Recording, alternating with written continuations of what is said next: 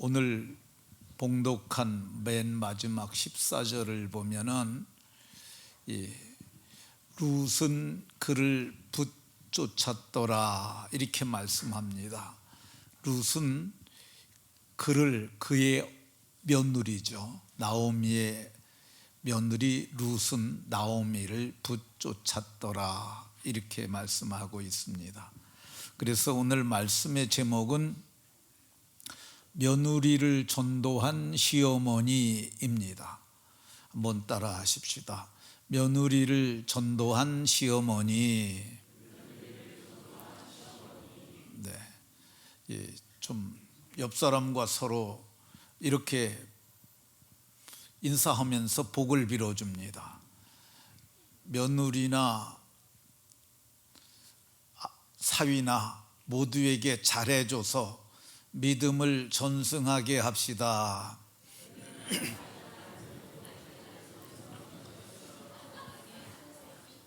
네, 며느리에게나 딸에게나 사위에게나 모두 잘해주셔서 어머니의 신앙을 물려받아서 신앙이 주님 오시는 그날까지 잘 전해지는 전승의 가정이 다 되시기를 예수 그리스도의 이름으로 축원합니다. 어떤 여집사님이 전도를 했던 간증입니다.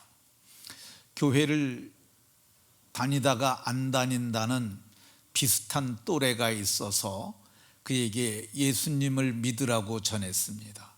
예수님을 믿으면 구원을 받고 구원을 받으면 하나님의 자녀가 되며 마지막 날에는 하늘 영광에 들어가게 된다고 말했습니다. 근데 그 얘기를 다 듣던 그 또래 젊은 여자가 그렇게 말했습니다. 나는 교회 안 다닐 거라고.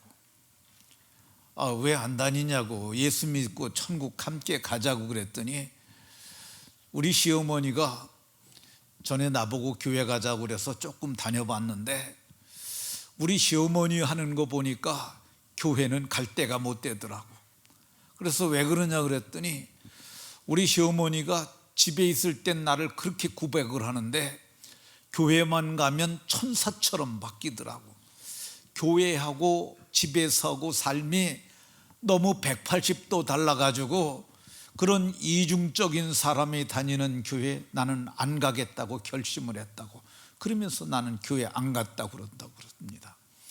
근데 그 얘기를 들은 그 전도자가 자기 친정엄마한테 가서 얘기를 했대요. 엄마, 내가 전도를 했는데 그 여자가 말하길 시어머니가 교회에서의 시어머니와 집에서의 시어머니가 180도 달라가지고 그래서 자기는 이중적인 시어머니 다니는 교회 안 다닌다고, 이중적인 시어머니 가는 천국 안 가겠다고 그렇게 말하더라 그랬더니 그의 어머니가 나도 그래서 혹시라도 그럴까봐 내가 며느리한테 조심조심하고 살고 있다 그런 말을 했다고 합니다.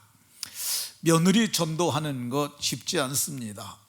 사위에게도 복음을 전해서 그들이 믿음의 세대가 되게 하는 것 쉽지 않습니다. 그런데 오늘 봉독한 본문을 보면은 며느리를 전도한 나오미라고 하는 여인이 나옵니다. 이 나오미라고 하는 여인이 어떤 여인이냐? 사사시대를 살았던 여인입니다. 이 사사시대라는 때가 언제냐 하면은 이스라엘 백성들이 애굽에서 나온, 애굽은 이집트입니다. 지금의 이집트에서 나오는 그때, 그게 주전 1446년경으로 봅니다. 그러니까 1446년경에 그때 나왔을 때 그때부터가 이제 사사들이 통치하던, 그러니까 그 시대가 그 시대부터 왕정 시대가 시작될 때까지 이 왕이 초대의 왕이 사울이고 그리고 두 번째 왕이 다윗입니다. 그러니까 약 400여 년 어간, 정확히는 370여 년 어간을 보는데 그때의 시대의 이야기입니다.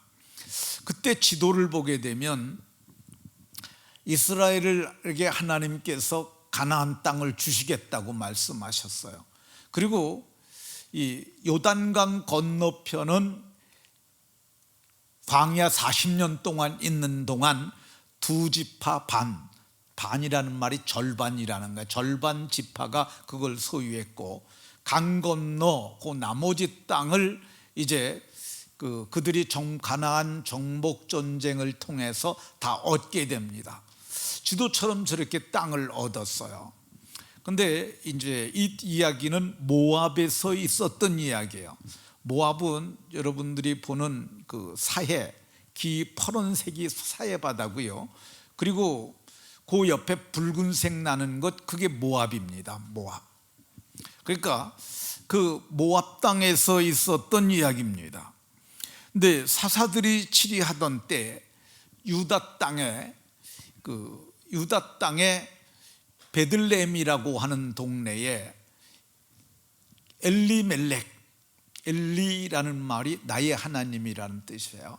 멜렉이라는 말은 왕이라는 뜻이고, 그러니까 이 하나님은 나의 왕이시다라고 하는 이름을 가졌던 엘리멜렉이라는 사람이 그 땅에, 유다 땅에 흉령이 들어서 먹을 게 없으니까 그의 아내 나오미와 그의 두 아들 말론, 기럨 두 아들을 데리고 그들이 모압 땅으로 가서 거기에 살게 되었다고 그럽니다. 어떻게 갔느냐 하면 지도를 보면은 저렇게 간 것으로 보여집니다. 그러니까 베들레헴에서 이렇게 와가지고 거기 이제 모압 땅 위에가 르우벤 지파라는 땅이 있어요. 그 사람들 땅을 지나가지고 모압에까지 왔던 것으로 볼 수 있습니다. 근데 나오미는 그의 남편과 함께 모압 땅에 갔는데 모압 땅에서 참으로 많이 힘든 일을 겪습니다.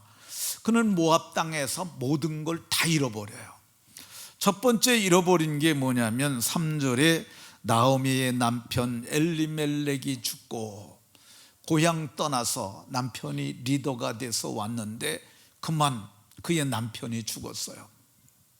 아마도 베들레헴을 떠날 때 남편이 40대 초반 정도 되었지 않았을까 생각이 듭니다. 그러니까 자녀들은 10살 전후, 10살이나 12살 정도 됐을 것으로 보여지는데, 모압 땅에 와가지고 몇 년 지나지 않아서 그만 남편이 죽고 말았어요. 이 남편은 그 시대에는 대단합니다. 왜 그러냐면 남편이 힘이 세잖아요. 농경 시대에는 남편들이 거의 모든 농사일을 했어요. 그런데 남편이 그만 죽고 말았으니까 얼마나 마음이 상심했겠어요. 그래도 다행인 것은 그에게 두 아들 말론과 기럨이 있었어요. 그래서 말론과 기럨을 위해서 며느리 둘을 얻었어요. 하나는 오르바라하고 하나는 룻이라고 하는 여인이었는데 이 두 여인을 갖다가 며느리로 얻었어요. 근데 남편 죽고 그리고 오래지 않아서, 그러니까 모압 땅에 간 지 10년 즈음에 두 아들을 마저 다 죽고 말았습니다. 큰 아들이 먼저 죽었는지 작은 아들이 먼저 죽었는지 두 아들을 잃었으니까 남자 셋을 다 잃은 거죠. 이 남자 셋만 잃은 게 아닙니다. 20절에 보면은 나를 나오미라 부르지 마라. 이 나오미라는 말이 기쁨이라는 뜻이에요. 그러니까 나를 기쁨이라고 부르지 말고 나를 마라. 마라라는 말은 쓰다라는 뜻이에요. 고통이란 뜻이에요. 이스라엘 백성들이 애굽에서 나와서 물을 만났는데 와, 물이다 그러고 가서 물을 먹었는데 마실 수가 없는 거예요. 너무너무 써가지고 누구도 그걸 삼킬 수가 없어요. 그래서 그 물을 마라라고 불렀어요. 그러니까 마라는 고통이라는 뜻도 있어요. 나를 그러니까 고통이라고 불러달라고 이럴 정도였어요. 그러니까 나오미는 기쁨을 잃었어요. 기쁨만 잃은 게 아니에요. 그들이 모압 땅에 갈 때 그들의 기업을 다 팔았어요. 그래서 풍족하게 나갔어요. 그런데 내가 돌아올 적에는 텅텅 비어서 재산 다 잃어버리고 그러고 돌아오게 됐던 것을 볼 수가 있습니다. 뿐만 아니에요. 이 나오미가 지난 세월을 돌이켜보니까 남편이 죽은 것은 하나님이 나를 친 거다. 그래서 여호와의 손이 나를 치셨으므로 13절에 내 아들이 죽은 것도 하나님이 나를 치신 것이라 생각하다 보니까 그 여인이 마음이 아픈 여인이에요. 나는 마음이 더욱 아프도다, 이렇게 말을 합니다. 그는 재산을 잃었고 하나님의 손에 맞았고 그는 하나님께서 지금도 자기를 징벌하신다고 생각하고 있어요. 나는 하나님께 벌받는 여인이고 하나님이 나를 괴롭게 하셨다고 나는 마음이 슬픈 여자라고 그랬던 것을 볼 수가 있습니다. 나오미는 이 모든 것을 다 잃은 여자예요. 근데 가진 것 없는 이 보잘것없는 여인에게 여인을 따르는 한 여인이 있었어요. 그게 오늘 성경의 주인공 룻이라고 하는 여인입니다. 그러면 어떻게 아무것도 없는 여인이 룻에게 복음을 전할 수가 있었을까? 그것은 그의 진실된 삶이라고 할 것입니다. 그 시대는 성경책이 없던 시대예요. 그러니까 나오미는 뭐예요? 나오미는 살아있는 성경책이에요. 그 바울 사도께서 우리를 보고 너희는 하나님의 편지라고 말씀하셨어요. 그 세상 사람들이 보고 우리를 보고 하나님은 어떤 분인지 알게 된다는 거야. 그러니까 우리의 삶이 하나님의 편지라는 뜻이죠. 그곳에는 목사도 없었어요. 목회자도 없는 그곳에서 모압 땅에서 나오미는 그 두 며느리의 목자로 살았던 것 같습니다. 그래서 나오미는 눈에 보이는 하나님의 살아계신 증거라고 할 것입니다. 나미가 환난 중에서도 하나님을 증거하는 삶을 살았더니 저들이 그를 보고 믿게 된 거야. 남편의 죽음, 큰아들의 죽음, 작은아들의 죽음, 이 시련 중에서도 흔들리지 않고 믿음을 지키는 것을 보면서 그 며느리들이 믿음을 가진 것으로 보입니다. 우리는 시련을 겪는 시련의 기간이, 아픈 시간이 믿음을 잃어버릴 수 있다고 생각합니다. 그런데 진짜 사람들은 이 믿음의 시련이 오히려 정금 같아지는 이 단련의 시간이라고 이렇게 말합니다. 너희의 믿음의 시련이 없어질 금보다도 더 귀하여. 믿음의 시련은 어떤 거냐면요, 풀무불 속에 들어가는 거예요. 근데 풀무불 속에 들어가면은 이 금이 불순물이 다 위로 떠오릅니다. 그걸 건져내게 되면, 재련하는 사람의 얼굴이 보이게 되면 그 시대는 이것을 정금으로 인정했다고 그러는데, 이 믿음의 시련을 통해서 나오미의 신앙이 더욱 정금 같아졌기 때문으로 보여집니다. 아마도 이 시련을 통해서 그의 며느리들이 많은 것을 보았던 것 같아요. 시련을 겪는데 자기들이 섬기는 고향의 부모님들이 섬기던 금오스 시인을 섬기는 사람들하고 분명히 다른 걸 본 거예요. 제가 아는 목사님께서 자기 집에는 아픈 과거가 있다고 얘기를 하면서 얘기를 했던 것을 제가 들은 적이 있습니다. 자기는 형제가 넷인데 큰형이 자기보다 4살이 많고 그 다음에 자기고 자기 밑에 동생 둘이 있었다고 그럽니다. 근데 큰형이 군대를 갔다 제대를 했는데 제대를 하고 와서부터 정신분열이 생겼대요. 그래가지고 이상행동을 하니까, 뭐 이상한 짓을 하니까 집에 둘 수 없잖아요. 근데 정신병원에 입원을 시켜야 되는데 그게 지금으로부터 한 60년 전 일이에요. 그러니까 그때 병원에 정신병자를 입원시키는 건 그건 쉬운 문제가 아니에요. 왜 그러냐면 병원비가 비싸니까. 그래서 그 세 형제가 작정을 했대요. 형을 우리 병신병원에 입원을 시키기 위해서는 돈이 필요하니까 우리가 막리를 좀 하자. 그래 가지고 이 세 형제가 열심히 일해 가지고 이게 돈을 벌어 가지고 그 병원비를 내는 거야.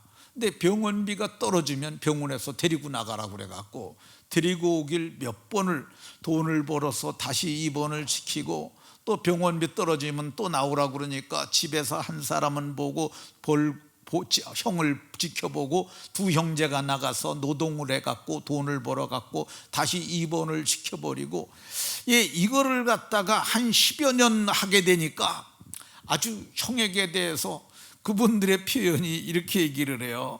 형님이라면 진절머리가 나게 됐다고. 그런데 그 형님이 10여 년 지나고 나서 그만 이 간경화로 세상을 떠나게 됐다고 그럽니다. 그러면서 내가 이 슬픈 얘기를 왜 하려고 그러냐, 우리 형이 죽기 전에 10분이 놀라왔기 때문이라고. 근데 죽기 한 10분 전이었는데 형이 갑자기 얼굴이 환해지더래요. 그러면서 여태까지 살면서 형이 그렇게 밝고 환한 얼굴을 볼 수가 없을 정도로 형의 얼굴이 환해지면서 말하길, 동생들 나 이제 예수님 나라로 간다. 동생들 그동안 고마웠어. 내가 땅에 살지 못하니까 신세를 못 갚아도 내가 하나님 나라로 가가지고 예수님께 동생들 도와달라고 내가 부탁할게. 그러고서 형님이 있었는데, 그걸 바라보면서 야, 형님이 인생을 실패한 줄 알았는데 지금 형님 얼굴이 저렇게 밝아지고 형님이 그가 믿던 천국에 들어간다고 그러니까 형님은 진짜 인생 성공했구나, 그런 생각이 들었다고 그럽니다. 근데 그때 형이 그들에게 말하기를 찬송가 한 곡만 불러달라고. 그래서 뭘 불러드리냐 그랬더니 내 영혼이 은총 입어, 그걸 불러달라고 그랬다고 그럽니다. 내 영혼이 은총 입어 중한죄짐 벗고보니 슬픔 많은 이 세상도 천국으로 화하도다. 할렐루야 찬송하세. 내 모든 죄 사함받고 예수님과 동행하니 그 어디나 하늘나라, 그 어디나 하늘나라. 3절을 부르는데 그의 형이 갑자기 소리를 지르는데 이야 그러더래요. 예수님이 마중 나오시네. 그러면서 두 손 들고 이야 예수님이 마중 나오시네 하고, 그러고서 형이 운명했다고 합니다. 그때부터 그분이 알았어요. 야, 교회를 다니긴 다녔지만 난 진짜 사람이 죽으면 천국 가는지 몰랐는데 우리 형이 예수님 믿고 천국 가는 걸 보니까 죽는 것도 복이구나, 그렇게 생각이 들어서 그 후에 그분이 목회를 했는데 아주 큰 목회를 하고 얼마 전에 은퇴를 하셨습니다. 만약에 이 나오미의 남편 엘리멜렉이 1억 호구 죽었다면은, 그걸 며느리들도 봤다면은 아마 저들이 믿음을 가졌을 거예요. 아니, 말년과 길년 오르바와 루세의 남편들이 이렇게 죽었다면 마지막으로 죽기 전에 그의 아내의 손을 붙잡고 여보, 내가 아들 하나 남기지 못하고 재산도 별로 남기지 못하고 내가 이렇게 죽었어, 미안해. 내가 천국 가서 당신을 위해서 기도할게. 지금 나는 하늘 문이 열리는 것을 보고 있어요. 그러면서 나 먼저 가요. 그러고 죽었다면은 그걸 봤을 때 그 여인들도 야, 천국이 있겠구나 그러지 않았을까 하는 생각이 듭니다. 어쨌든 오늘 성경을 보게 되면 나오미가 저들에게 하나님 나라를 전했던 것을 볼 수가 있습니다. 오늘 성경 6절 이하를 보게 되면 나오미가 저들에게 복음을 전해서 영향력을 끼친 것 중에 하나는 아주 잘해줬다는 생각이 들어요. 그러니까 잘해주는 게 필요합니다. 우리의 영향이 나쁘게 하면은 나쁜 영향력이 가고 잘해주면 좋은 영향력이 가는데, 모압 지방에 살다가 이제 남편도 죽었고 두 아들도 죽었고 그 여자 세 가부만 남았잖아요. 그러니까 유대 땅에 또 먹을 것을 하나님이 주셨다는 얘기를 소문을 통해서 듣습니다. 그러니까 이제 며느리를 불러가지고 이제 고향으로 돌아가야겠다. 그래서 돌아갑니다. 돌아올 때 모양을 보게 되면 아마도 이제 그 모압에서부터 이렇게 거슬러 올라와 가지고, 근데 북쪽으로 올라가는데 아마 그 위에 루벤 지파의 땅을 들어가기 전일 것으로 생각이 들어요. 그러니까 하룻길쯤 갔을 때 저녁쯤에 두 며느리를 부릅니다.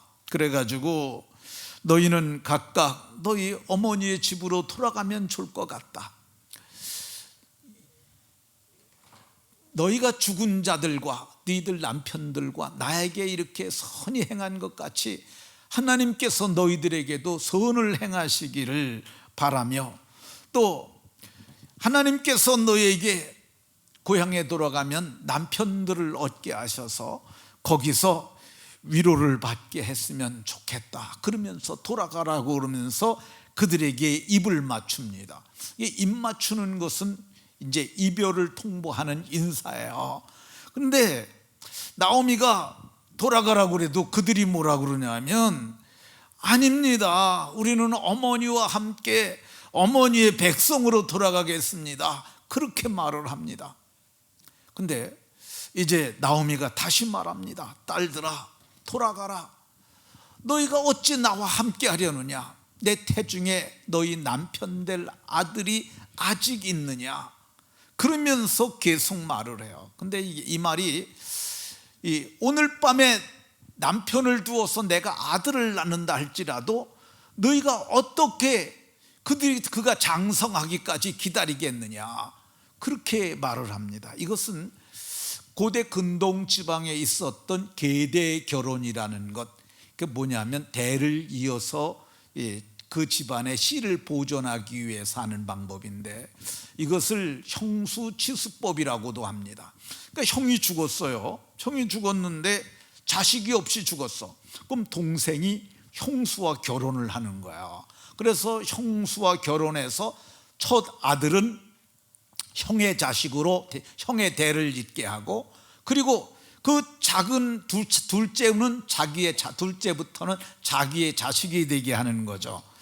그래서 성경을 보게 되면 이것이 고대 근동 지방의 그 풍습이기도 했고, 성경에도 보면은 마가복음 12장 19절에 모세가 우리에게 써주기를, 어떤 사람이 형이 자식이 없이 아내를 두고 죽으면 그 아내를 위하여 형을 위하여 상속자를 세울지라, 이렇게 했다는 거예요. 그러니까 내가 지금 아기를 낳아야 너희들의 배필이 될 텐데 지금 남편도 없는데 어떻게 너희들이 남편을 얻겠으며, 남편 없이 너희들이 딴 나라 가가지고 너희가 어떻게 살겠느냐, 그러지 말고 돌아가라고 이렇게 권하니까 며느리 하나 오르바는 그의 어머니에게 입 맞추고 말대로 돌아갔어요. 그런데 그 며느리 중에 하나 룻은 입 맞추지 않고 어머니를 붙잡고 따랐다고 얘기를 하고 있습니다. 그를 붙쫓았더라. 붙잡고 따라왔다는 거야.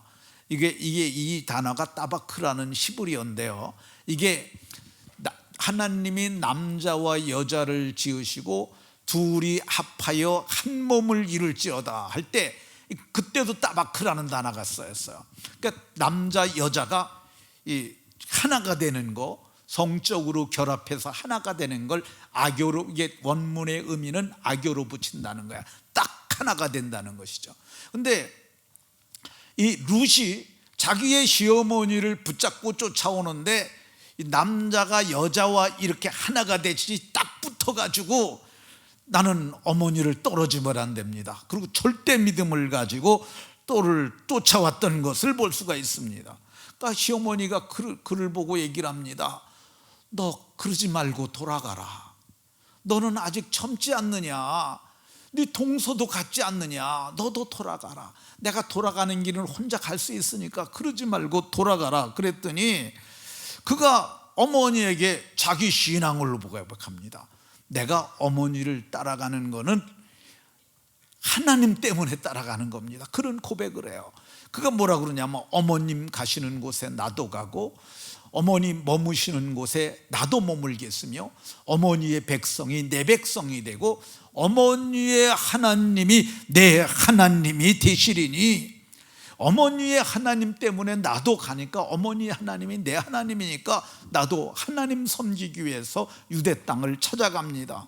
어머니 죽으시는 곳에 나도 죽어 거기 묻힐 것이고, 내가 죽는 일 위해 어머니를 떠나면은 내가 여호와께서 벌 위에 벌을 내리시기를 원합니다. 그러고 쫓아갔다고 얘기를 합니다. 이 여인이 아주 결사적으로 절대 신앙을 가지고 절대 믿음으로 어머니를 따랐다는 것을 볼 수가 있습니다. 근데 그 어머니를 따르는 순간 그는 많은 걸 잃어버리는 거야. 고향을 버렸죠. 그리고 그의 네 어머니에게로 돌아가는데 어머니를 버렸지요. 그리고 동서를 버렸지요. 그리고 모압 백성을 버렸고요. 그리고 모압 땅에 가면 시집가서 남편 집에 위로받을 수 있는데 남편도 버렸지요. 그리고 모압의 신 그모스마저도 보냈어요. 모압의 신들에게로 돌아가라 그러는데 신을 버리고 여호와를 택한 거야. 모압의 신은 그모스예요. 이게 열왕기상 11장 7절을 보게 되면 솔로몬이 택했던 그 여인들이 와가지고 솔로몬을 꼬셔가지고 그가 예루살렘 앞산에다 산당을 지었는데 그모스를 위한 산당을 지었어요. 그러니까 모압의 여자들도 그모스를 섬기는 신이 섬기는 믿음이 대단한 거예요. 근데 이 룻은 그 이미지 다시 한번 보여주세요. 이게 그모스라는 신인데 이게 여신이라고 그럽니다. 여자래. 성별로 따지면 여자래요. 근데 그는 이걸 버리고 모든 것을 다 버리고 하나님을 믿기 위해서 어머니를 따랐던 것을 볼 수가 있습니다. 이렇게 모든 걸 버리고 따랐더니 어떤 일이 일어났느냐, 하나님께서 그를 기뻐 받아주셨어요. 성경을 보게 되면 이 얘기를 하면 길어지는데 이 모압과 암몬 자손은 소돔과 고모라 땅에서 나온 아브라함의 조카 롯의 후손들이에요. 이 딸들과 동침해서 낳은 자손들이에요. 그렇게 훌륭하지 못합니다. 하나님께서 모압과 암몬 사람들은 여호와의 총회에 절대 들어오지 못하리라고, 10대뿐만 아니라 영원히 여호와의 총회에 들어오지 못하리라고 모세가 담벼락을 말씀으로 쳐놨어요. 그런데 성경을 보면 유일하게 첫 번째 여자로서 오늘 본문의 이 여자, 이 룻이 믿음으로 그 담벼락을, 저주의 담벼락을 뚫고 들어와서 하나님의 백성이 됐던 것을 볼 수가 있습니다. 그가 돌아오자 그 동네 사람들이 뭐라 그러느냐, 내가 현숙한 여인이라고. 가자마자 시집가서 그 남편 만날 수도 있는데 남편도 없는데 쫓아왔으니 너는 참으로 현숙한 여자라고 이렇게 말을 합니다. 나오미가 뭐라 그러냐면, 내가 오늘 밤 남편을 만나서 아기를 낳다 할지라도 네가 언제까지 기다리라겠느냐 그랬는데, 성경을 보면 오늘 본문에 보면 이게 추수 때 저들이 돌아와요. 추수 끝나고 결혼을 해요. 불과 한 서너 달 만에 정말 있을 수 없는 남편을 만나서 혼인을 하게 되는데, 그 사람을 2장 1절에 보면 유력한 자라고 얘기를 합니다. 엘리멜렉의 친척으로 유력한 자가 있으니 그 이름은 보아스더라.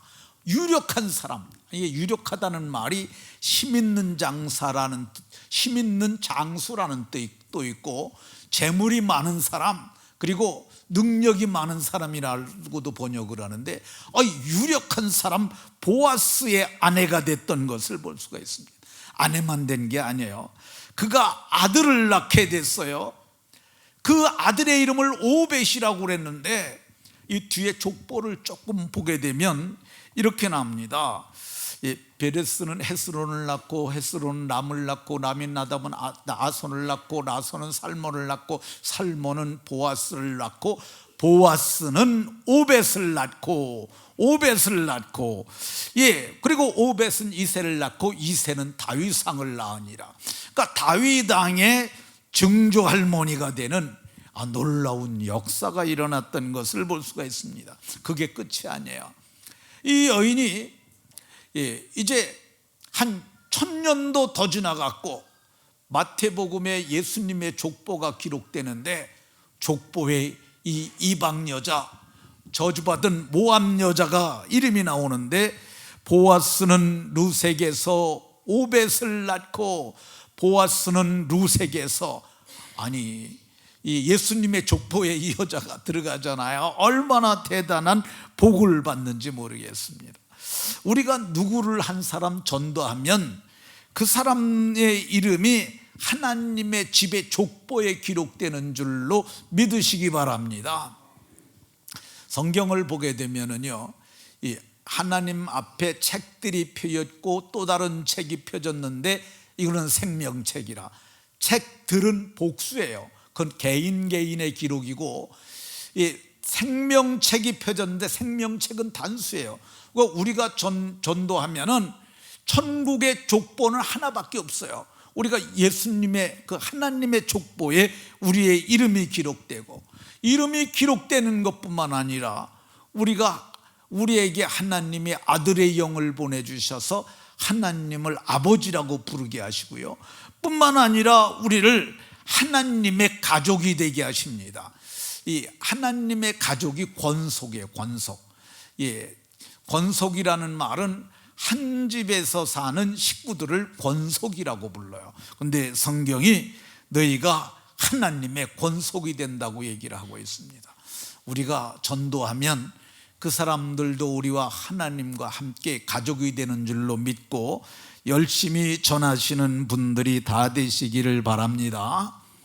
그럼 며느리를 전도한 나오미는 어떤 복을 받을까? 나오미는 고향에 빈손으로 돌아왔으니까 먹을 것도 없잖아요. 근데 며느리가 그러는 거야. 어머니, 제가요 나가서 추수 때니까 이삭을 좀 주술게요. 그래가지고 나가가지고 주운 것을 떨어보니 보리가 한 에바 22리터 정도 한 마리나 이삭을 주워온 거예요. 먹을 게 생겼잖아요. 뿐만 아니에요, 그 룻이 그 보아스의 집에서 거기서 먹던 떡을 줬는데 남긴 걸 가져와 가지고 시모에게 내어주면서 어머니, 제가 떡 좀 남겨 갖고 왔는데 어머니 드세요. 먹을 것이 생기게 됩니다. 뿐만 아니에요, 이 전도를 했더니 자기 남편 죽고 아들 다 죽어서 대가 끊어졌잖아요. 근데 보아스에게 시집을 가갖고 아들을 낳아서 기업 물을 자를 얻게 하셨어요. 이 14절에 보면 내게 기업 물을 자, 기업 물른다는 말이 이거 다시 물러줘 그거예요. 그러니까 기업을 팔고 간 거거든요. 그랬는데 자손이 있어야 기업을 찾지요. 그런데 기업을 물려받을 자식이 생긴 거예요. 그러니까 기업 물을 자를 대를 이었게 해주셨고요. 그리고 대가 끊어졌는데 그 아들이 바로 생명의 회복자가 되는 복을 얻고, 그 아들이, 그게 아들이 아니라 손주죠. 손주가 노년의 봉양자, 노년에 먹을 것을 챙겨주는 봉양자고, 그리고 그가 남편 죽었고 아들 둘 죽었는데 어찌 손주를 안을 수가 있겠어요. 그런데 그 며느리 때문에 손주를 품에 안고 그의 양육자가 되니, 이게 손주를 안아본 사람들만 아는 기쁨이죠. 이거는 손주를 안아보신 분들, 그게 품고 양육자가 되고, 사람들이 뭐라 그러냐? 7 아들보다 나은 자부가 낳은 귀한 자라고 이렇게 말을 하고, 그는 나오미는 어떤 여자가 됩니까? 성경을 보면 보아스는 오벳을 낳고 오벳은 이새를 낳고 이새는 다윗 왕을 낳으니라. 다윗의 고종조 할머니가 되는 복이 있습니다. 말씀을 마치도록 하겠습니다. 우리는 사는 동안 나쁜 영향력 끼칠 수가 있어요. 나쁘게 살지 마세요. 우리는 좋은 영향력을 끼치고 살아야 됩니다. 아들들에게도 딸들에게도, 이 보면 딸들하고도 의절하고 사는 부모님들도 있어요. 그렇게 살지 말고 딸들에게도 아들들에게도 선한 영향력 끼치고 며느리에게도 선한 영향력 끼쳐서 믿음을 전승해 주는 아름답고 복된 분들로 다 사시다가 하늘 영광에 들어가는 복이 자자손손 있으시기를 예수 그리스도의 이름으로 축원합니다.